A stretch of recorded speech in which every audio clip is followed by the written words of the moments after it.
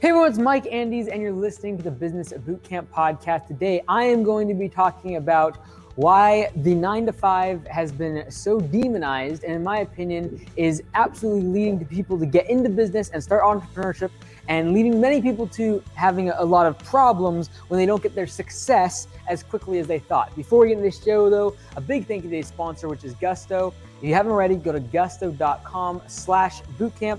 Try their software completely free where you can pay your employees. They have an app where they can see the breakdown of everything that's been taken out of their paycheck and like taxes and all the rest of it. Check it out today. Go to gusto.com/bootcamp. All right, so I'm going to be drawing this graph. And I am doing this after a weekend of talking to two different young entrepreneurs, both under the age of 22, that were either about to give up or completely mentally drained because of what they had been feeding on when it came to the online guru business success space. And so I'm going to go ahead and share a couple things. And I made this graph with one of them, and I want to share it with you. Okay. So this is inspired by some people calling it slavery to be an employee, pressing everyone that they should go start their own business, and in my opinion, causing a lot of damage to the young entrepreneurs in the community. So let me go ahead and draw this graph out. This is going to be a graph of the money that someone would make if they were an employee versus if they were an owner, okay? And I'm going to prove that if you're going to go the business ownership route and becoming an entrepreneur, you better be ready to be very patient in your quest to make a bunch of money, all right? So here's what we're going to do. We're going to have this as 5 different years. So 1, 2, 3, 4, 5. Now, I'm in the landscape industry. I talk with a lot of landscapers. So I'm going to kind of use what I see a lot of times happening for our landscaping business owners, whether it be our franchisees or people that I talk to. I'm going to show the trajectory of income, profitability, and what I see so often happening when it comes to the first 5 years in business. So, all right, we're at year 1, we're year 2, year 3, year 4, and year 5, okay? This is what I see happen from a business ownership standpoint. I usually see them starting to lose money in the first year because they're growing, and then what happens is they slowly start to make more money, a lot of times like this, looking at something like that, okay? This is gonna be, on the y-axis, this is gonna be dollars, like how much money they're making, okay? On the y-axis. On the x-axis, we have years of time, okay? Now, that is the business owner's route. I'm now going to track what an employee might look like. What they're probably gonna look like is something like this. A little bit of a slower growth pattern. Maybe something like that. They're doing a 9-to-5. They're following the corporate ladder, maybe being a manager, maybe being in a corporate position, etc. Now, I'm going to track what happens to these two individuals over the course of 5 years. All right, so year number 1, right here, we're going to assume that this person at this junction is going to make $50,000 in revenue. In year number 2, the owner is going to make negative $100,000 because they're investing into their business. So after a year, they put $100,000 into the business buying, for example, in the lawn care landscape industry, maybe bought trucks, they hired people, they did advertising, they did a whole bunch of stuff to set their business up. $100,000, they're in the hole. So that's like this whole first year. And then if we drew this would be like 50 grand, all right? This is not to scale, this is just to make a point. All right, then year number 2 happens, okay? So we're going to assume in year number 2 that we still lost money for the business. So now we're at negative $110,000. So we lost $10,000 more. So we're doing this as a net. So we lost $100,000 the first year. We lost $10,000 the next year, which puts us at a total of a negative $110,000. Now the employee, on the other hand, let's say they got a $10,000 raise. They're now making $60,000 a year. So now as a total, they actually are up $110,000. Okay. Negative $110,000 for the business owner, a net total of $110,000 positive cash flow for the employee. Okay, again, we're talking about this whole year right here.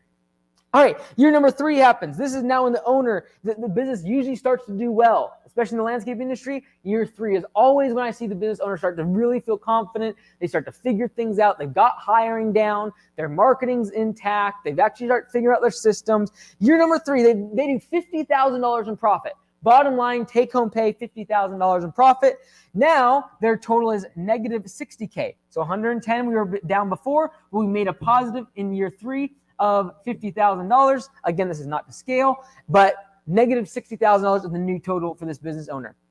All right, for the employee, they made another, they increased their, they're working a corporate job, they got a raise, they made $70,000 in year number 3, and so now they're at a total of $180,000 net total, 80 to 50, then they got a raise to 60, and now a raise to 70, they made $180,000 as a combined total so far.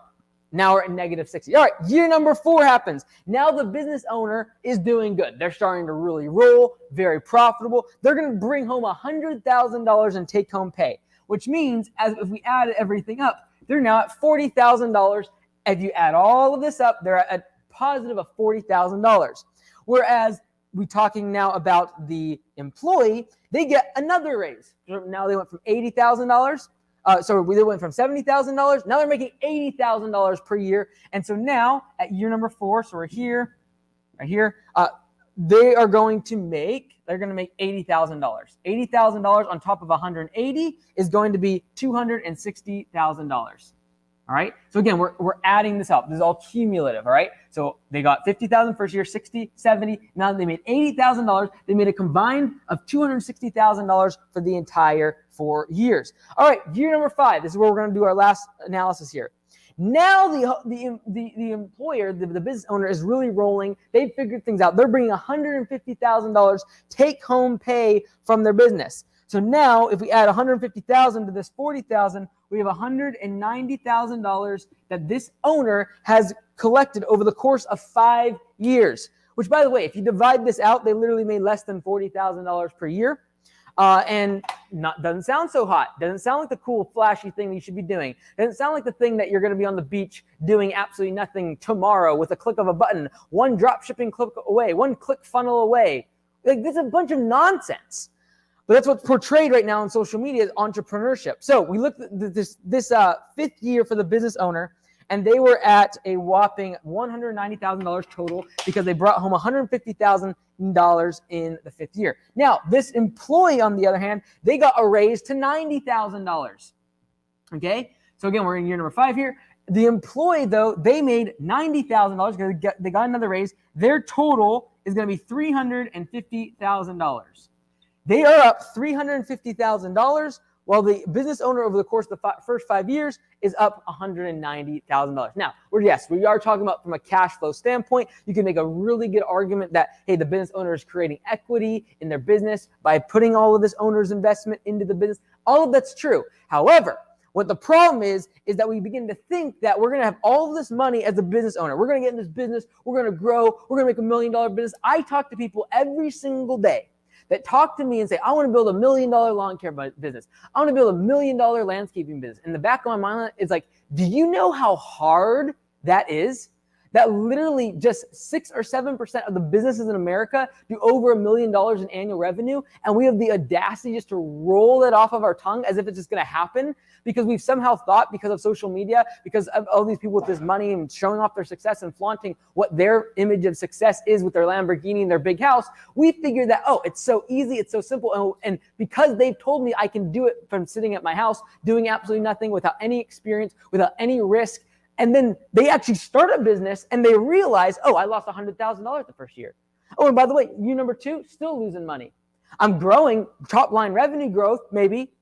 It's not until year 3 I'm actually profitable. Like, I have to wait 3 years. I have to wait 4 years till I'm even out of the hole of my, from a cash flow standpoint. Most people do not have the patience to be able to withstand this as a business owner. And the other thing is this, that gets me so sick and tired of when people say that being an employee is like a slave and you're just going to the 9 to 5 working for the man. Are you crazy? Look how long it's going to take for this business owner to recoup what the employee makes. Oh, and by the way, this job down here where you're losing money for several years, it's not 9 to 5. It's 24/7, 365 with a whole bunch of risk. And when you're working, you're not getting paid back here. You're actually losing money the bigger you make the business. That really plays with people's heads because we're starting to train young entrepreneurs and new business owners that tomorrow you can make money. That without much work, without much effort, without long nights, without long weekends of working and hustling and grinding and sacrificing for your business, that you're just going to make money. and you're just going to become a millionaire. And it's so simple and so easy. And building a 7-figure business is just like one click away, and one little product you can get on Amazon, just sell it, and you can be in the Caribbean while it's just selling, and you do absolutely nothing. It just keeps like printing money. Are you crazy? Do you really think that's what entrepreneurship is? Do you really think there's really any shortcuts in business? In my opinion, there is no shortcuts in business. There is no shortcutting this route. You might be able to do it faster, but everybody, no matter how successful they are in business, came through this route. They started in the really hard times, the times it wasn't fun, the times there wasn't cameras following around with them, the times there wasn't interviews, the times they lost sleep, the time they lost money, the time they lost friends and family and employees, and they felt like they were going to completely have to give up. Every single person had to go through that time. If anybody is selling you on a shortcut around this period of the entrepreneurial journey, they are trying to sell you something. If they're trying to say you can start up here somewhere overnight, tomorrow, within a couple days, if they're trying to say that you don't have to go through the pain that everyone else that's built a 7-figure business, everyone else that has built a company that lasts for generations, decades, time after technology evolving, changing, anyone that's gone down that road has had to go through this time of awakening. The time when, as an entrepreneur, you feel alone. It's not glamorous. It's not fun knocking on doors, asking people to cut their grass. That's not the time when everyone's like watching you and making a video about you and you're just have those social media following. That's not the part that we're watching. And yet we get so fixated on this part of the journey, we get impatient because this part of the journey is not fun. It's not the part that we get excited about. It's the time when all of a sudden this looks really, really inviting. It looks very, very comfortable to be able to go to your job and make a paycheck and work 9 to 5 and leave and have to be okay with that. And like, there's no one else calling you in the middle of the night. There's not risk that you can lose your house. There's not risk that potentially, if the business doesn't work out, that you're going to go bankrupt and you're going to be embarrassed in front of everyone for the next 7 years on your credit score that you had a failure. That's the part that people don't like. I talk to people every single day in the lawn care and landscaping community that they constantly want to be over here. That's what they want to be. They dream about the 6, the 7, the 8-figure business. And they forget that every single great landscaper, every single great business owner has had to go through this. A year, 2 years, sometimes 3 years of painful, agonist type of grinding and work to actually set up yourself for this kind of parabolic growth. And yes, this is the problem. All the attention on social media and the people that have the talent, the money, the charisma to share off their lifestyle, they're the people up here. But we all forget about the ones down here. And maybe you're listening to this now and you want to be up here and you're discouraged because you look and say, man, I could have got a job. I could be working 9 to 5 right now. Why am I doing this grind, this hustle thing? Maybe you're an employee working crazy hours, but you're doing it because you know one day it's going to set you up for something really awesome down the road. Trust me, put in the work now. Anything that's trying to sell you a day, a week, that you can just do it overnight, that's going to be easy somehow, and you can just do it by just click this, buy this course, and everything will become fine for you. People buy landscape business course sometimes, and I have to tell them, this is not a quick fix. This is not like, oh, you're just going to make a bunch of money and build a $100,000 per month business. That's not overnight. If you look at the course, it says 3 years. It's a track of the first 3 years of your business to get to that level. This is not a quick fix. Everyone wants the one webinar, the one book, the one course that's going to just fix everything for them, the one click funnel, the one product, the one little thing, the one penny stock that's going to go to the moon, the one GameStop that's going to make them a millionaire. And we chase after these things and waste our livelihood, waste our imagination. And in my opinion, as I close this thought up, it leads to a lot of short-term thinking. Because guess what happens when you're down here in years 1 and 2 and losing money, but your business is growing, but you are literally losing cash flow. But now you're getting discouraged because you don't have enough cash to do marketing. Now you have to go door to door. Now you have to get scrappy, do some guerrilla marketing. Now you're calling people, trying to get them to hire because the stimulus check is keeping everyone at home right now, and you got to get desperate to grow your business. That's not fun. That is not the glamorous part of being, whether it be an owner or whether it be someone that is a general manager position where you are trying constantly to grow the business. And it just seems like, you don't make any more money in the short term by working all night. You don't make any more money by pulling a 15, 16-hour day at the office. This guy gets to leave. This guy gets to go home. And that's not bad. Not everyone is cut out for this. This is a big problem. When we demonize this, we force people to start doing this, taking the high-risk route of being an entrepreneur, and it literally will break people in their minds. Not everyone should do this. Not everyone can do this. And they're no less of a human being by choosing this top route. This person might need to have a family, have dependents they need to provide for. They can't handle the stress of having 2 or 3 years of losing money while their business is growing. I think we've got to really take a step back at what entrepreneurship means for young people who are mentally not able to take the pressure of taking this step when they're comparing themselves against their friends who are on this linear track when it comes to employment. I don't think we should be demonizing this track either, because this is a great way to grow your business, get a lot of skills without the financial hardship and stress that comes in the first 3 years of owning a business. So if anyone wants to call it slavery to be an employee in a business that's doing really well and that you can get a lot of skills for, you should really go, maybe disassociate with them. I don't care if they're a Ty Lopez of the internet. I don't care who you're listening to. If they're trying to convince you that this is somehow a poor track to get on, then you have to start a business. And by the way, it's not going to be here. You're going to start here tomorrow. They're trying to sell you something. All right? Hope that was helpful for someone. It might have been just for one or two, maybe younger people, 17, 18. Maybe the people that I'm talking to are the ones that when I finished college and was looking to start a business, I was looking on YouTube and on social media and seeing all this other stuff. And if you're in that position, realize if you're choosing the entrepreneurial route, it's going to be hard. It's not going to be easy. There are no shortcuts. If you want to become an employee, it's not slavery. It's not some horrible thing. You're not somehow a less class person. You're not giving up on your dreams. That's a bunch of garbage. You're the good company you can learn skills for, and then maybe down here you start your business, but now you're starting from here, and you actually have a much better chance of success because you've been set up financially and not have to go through the turmoils of figuring out things on your own. I'm Mike Andes, Business Bootcamp Podcast. Let's jump into the questions. I know a bit of a different episode today, a bit of a different live stream, but I think it's important. The past weekend, I dealt with two different young people. One that has been going for about a year and is not seeing the results that they wanted. They had a lot of setbacks. It's not easy to go back into the trenches. You run out of money now. You've had a lot of setbacks with COVID and all the rest of it. Now it's time to go knock on doors. It's time to get scrappy. That's not fun. No one's following you around. No one was following me around.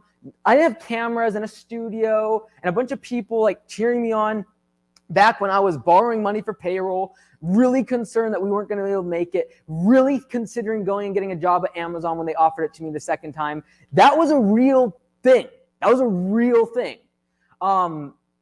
And I talked to that one. I was like, look, you got to grind. It's not fun. It's not exciting to go knock on doors. I get it. It's not fun. But this is the time you've got to grind. All right. The other person was literally having a mental breakdown because he was comparing himself to all these people that consider themselves so successful and that it's supposed to be overnight. And he's been in the game for 6 months. That's not entrepreneurship. It's not small business ownership. It's tough. All right. Let's go ahead and pull up some questions. Thanks everyone for hopping on. Just signed up with Gusto. So far, so good. Easy process. I would highly recommend. Thanks, Josiah. In other videos, you have recommended you hire when you're 2 weeks booked. My question is, does this rule apply to your first employee? I am 16 days booked, but still feels early to hire my first. So this is what I would recommend, Clean Green. So let me go ahead and write this up on the board. It's kind of an illustration of some of the stuff I've said before. So this is how we train our franchisees. You book yourself out 2 weeks, and then you go hire someone, or you reduce your marketing so you don't get as many leads. Because you start becoming inefficient when you're saying book yourself out 7, 8 weeks, and leads are not accepting the jobs that you give them or the estimates you give them simply due to the fact that you can't get the work done in time. So what we do is we look at 2 weeks out, and then this is how it works. So this is today, boom, here we go. Okay, 2 weeks is here. And let's say that you have booked out jobs, for yourself. We're going to talk about your first employee here. You booked out for 2 weeks. Okay, now this is what I recommend you do. You go hire someone, and this person is going to start right here. This could be your first employee. This could be your third or fourth employee. It doesn't really matter. You're going to hire them today. You're going to say, hey, your start date, your first day of work is going to be right here, okay?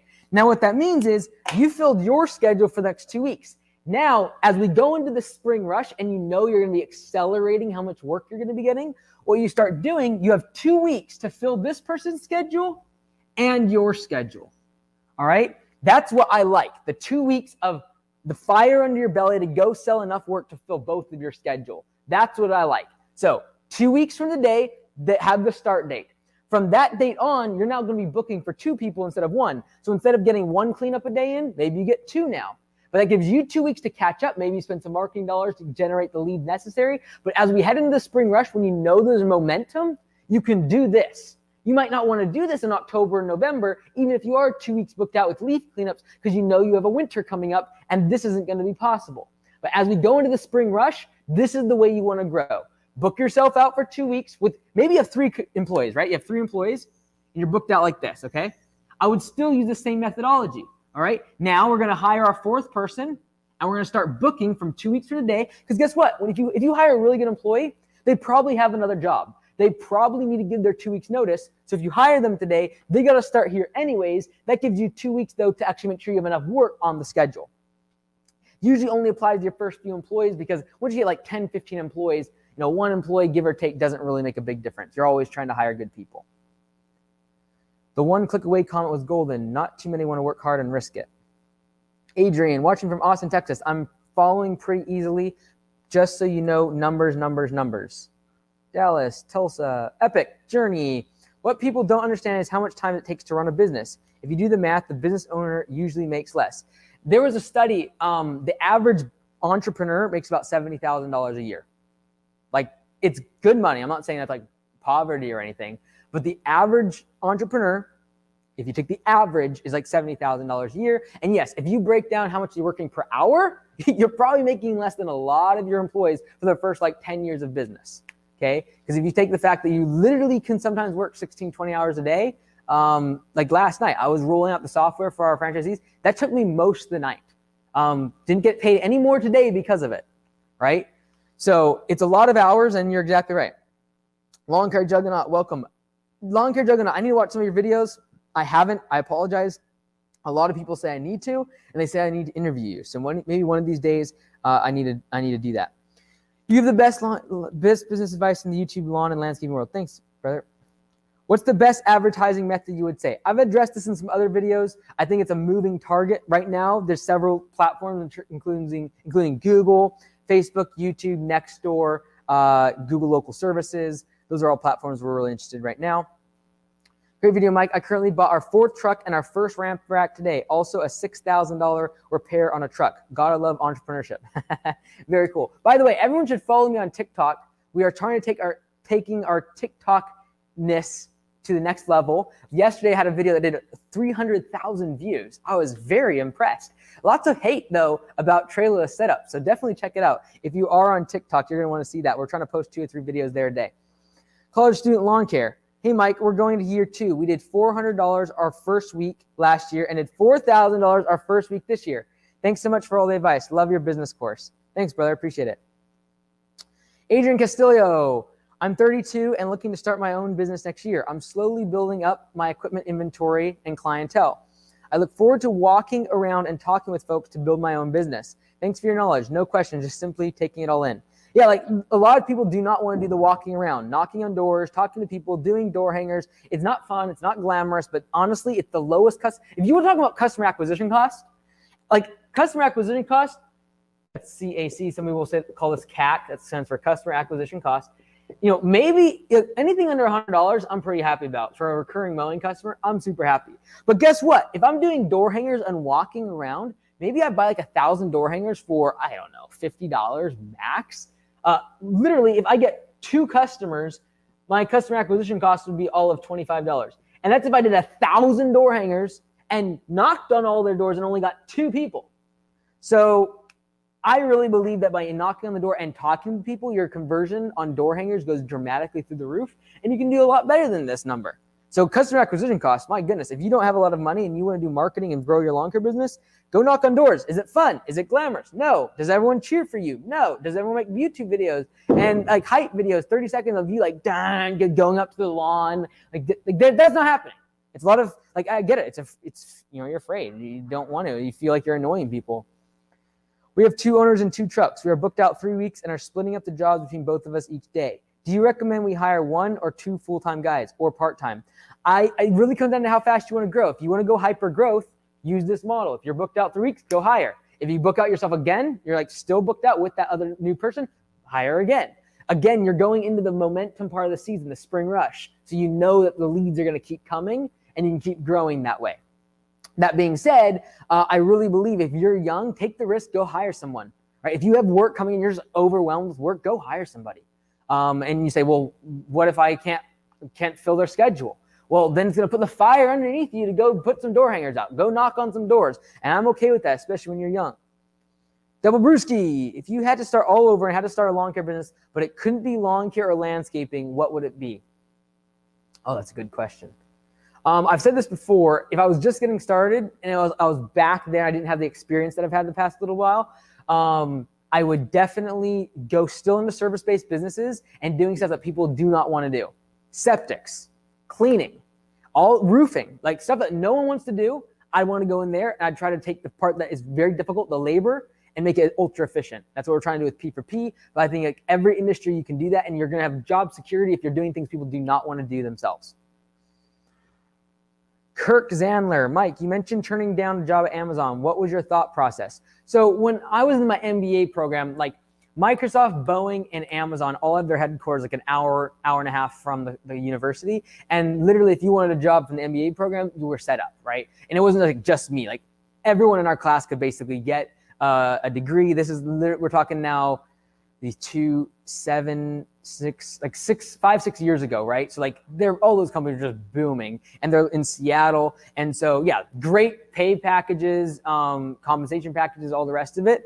I just knew that I was leaving medicine because I didn't want to be stuck in something for the next 40 years. And I wasn't about to leave my MBA and what I'd started with Augusta to go and do the same thing, start the corporate ladder, right? But I was very self-aware of the fact that like I was the guy willing to go dig, for a couple years and get dirty, but I needed to have that like maximum upside potential, and I did not need or want the security part.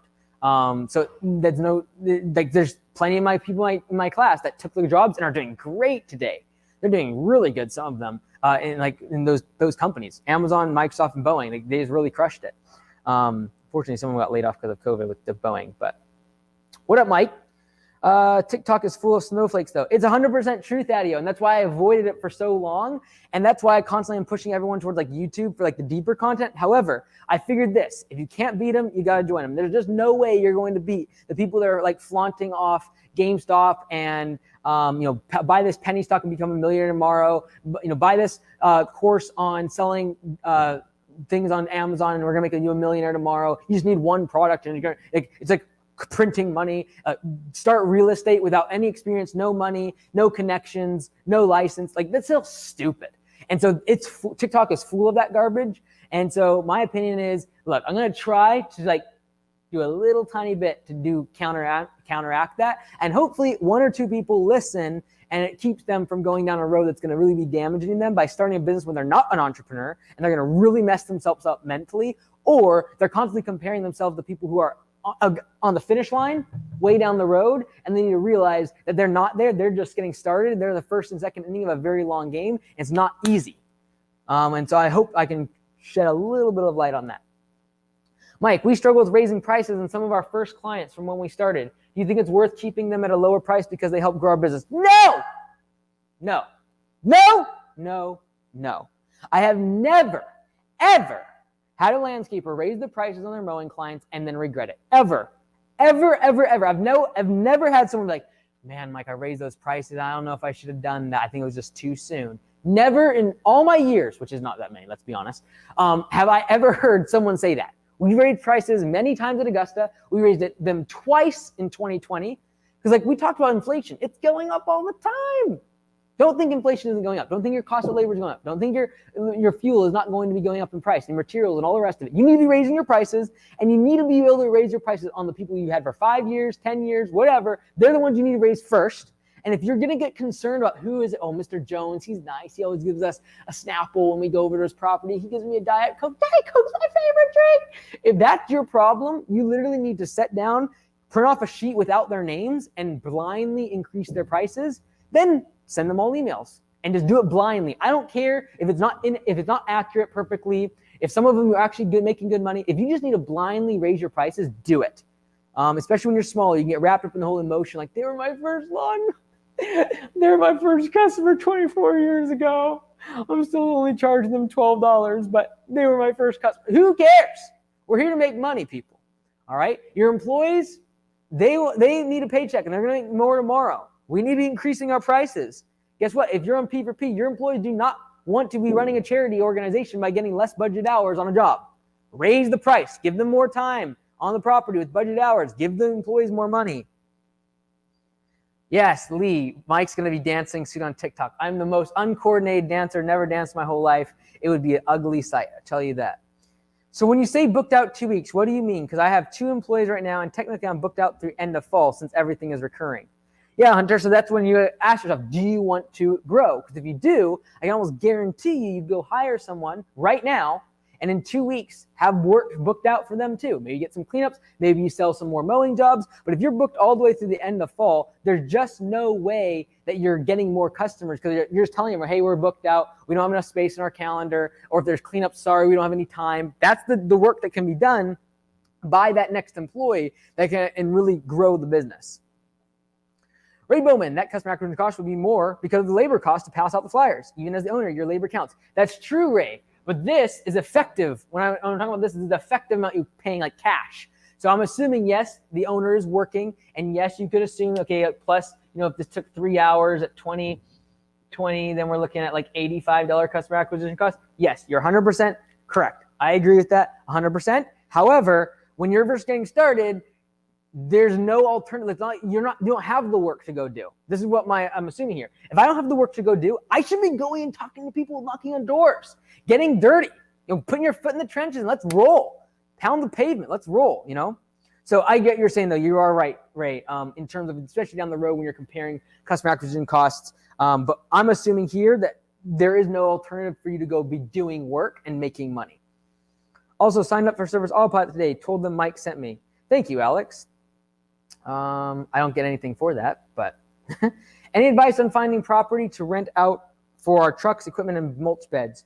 We are in the suburb of Boston, so customers are easy to find, but land isn't. I've talked to local companies, but it seems most guys just store their stuff in their driveway. Where do you recommend? Do I find space? Honestly, this is a tough one.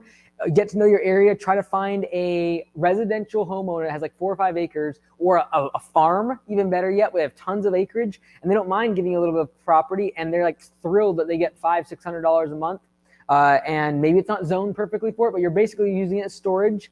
And as long as it's somewhat secure, not like on a busy street, you're probably not going to get called out for it. When you're small, you can get away with that. I would recommend you look at the video I made for the Mount Vernon location like a year ago. You can see our property. You can see how we did it. Got it for like $300 a month. It's very rare that it's that cheap, but all our corporately owned locations, that's what we try to do. We try to find those residential areas or even sometimes commercial, but areas that we can just rent for parking. Augusta Lawn Care Southside. Alistair, you're killing it over there, man. You're crushing it. Richard, do you think you could do something as a stress test to get ready for the business stress management, or to better jump right in? Richard, if you are in a corporate position, what I would recommend is trying to get as close to the sun as possible. What I mean by that is try to get the heat of ownership without actually being the owner. That means, how can I support the owner? How can I get as close to them as possible? See what they're feeling, get their thought process on things, whether it be just showing up at the meetings for free. Like, hey, I don't want to get paid. I'm just going to show up to this meeting with you. If I can just sit here and listen, that'd be fine. The closer you can get to the sun, the more heat you get without actually being thrown into the fire. Right? So that's what my recommendation is for anyone that wants to kind of warm up their entrepreneurial spirit and skill set without actually having the risk, like we talked about at the beginning. Definitely get as close to the sun as possible, the owner, whether you're in a 5-person business or 50-person business or 500-person. How can you get to the executive? How can you get closer to your manager? and learn what they're learning, and get slowly to the point where you're actually learning from the owner themselves. That would be my recommendation. And if you got to do it for free, if you got to do a free internship, whatever it is, like I would do a free internship. I would drop everything I'm doing right now. If Elon Musk called me and said, I want you to be my personal assistant and you're with me like literally 16 hours a day while I'm working, I would drop everything I'm doing right now. Everything. I would, because that experience would be invaluable to me and the people I could help from gaining that information. Like that's what you have to think about as an employee. I couldn't do that because it would kill me to be an employee at all. But in general, like that thought process of ownership before actually having something of your own is get as close to the sun as possible. Get as close to the most successful person you know. How can you get coffee with them? Then how can you work for them? Then how can you do something free for them? How can you get like just as close as possible is what my recommendation would be. Hey, Mike, I just got to say thank you for your tips. I was able to get 10 clients so far and got a combi system today. I'm 16. Good job, brother. Double Brewski, do you think entrepreneurship is stressful regardless of the industry, or do you think lawn care is much more stressful? Asking because I'm thinking of trying something else out. I'm so stressed. Honestly, lawn care is really simple. And yes, there's a lot of facets. Yes, it's dealing with laborers, which is not easy. And you're like, oh, well, sure, it's easy for you to say it. Like, no, I am every single day working with our franchisees who are just getting started, our corporately owned locations just getting started, struggling to find people right now, struggling to find land, struggling to get your trailers that we've been waiting months for because the supply chain's backed up. Like these are tough issues. But in general, lawn care is pretty simple compared to a lot of other industries that are much, much more difficult, changing at a much more rapid pace because of technology. Like if you think, lawn care is changing quickly with the labor industry, you should check out retail. You should check out online e-commerce. Like they've got to be changing every day dramatically, their whole business model in the past 12 months. So in my opinion, learn the stuff of lawn care now, learn and hone your skills of hiring, management, scheduling, marketing, all these things, branding, learn that stuff now, and then go do something that you're more interested in possibly down the road. But do not think changing industries is going to solve your problems. Most business fundamentals are the same across. They're universal. That's why you can put an incredible operator, incredible business owner in one business, switch them in different industries, and they still do good. You can take another person, they don't do really well in an industry, they're like, oh, like this one they're better at. Oh, they don't do good. There's a certain level of the ability to be able to grind, the ability to lead people, that's universal. To be able to marketing, universal, sales. It's all, many of these concepts are universal, whether you're in lawn care, technology, retail, manufacturing, warehousing, supply chain stuff. Like, does not matter. A lot of these things are very fundamentally the same in terms of growing a business. All right, here we go. I got to wrap this up. I have 2008 F-150 XL 5.4 Triton engine. What's the largest dump trailer I can buy without putting too much stress on the truck? I wouldn't get more than a 5x10 dump trailer, maybe a 6x12 depending on your truck. But we like to stick to the 5x10s just to confirm that we can actually pull it with a half-ton pickup. That being said, we do have a 6x12 on some of our 150s, but otherwise you got to go to like a 3/4 ton or a full ton if you're going to start pulling like a 7x14 or bigger. We have a dump truck for cleanups, but no leaf vac. We are getting one before this fall, but for now, just using tarps. Any recommendations for speeding up our cleanups? Yeah, in the back of a pickup, you have dump trailers? You have dump trailers? You have a dump truck. That's great. If you don't have a dump truck or a dump trailer, I would recommend those tarp systems that you can roll off the back of your bed of your truck.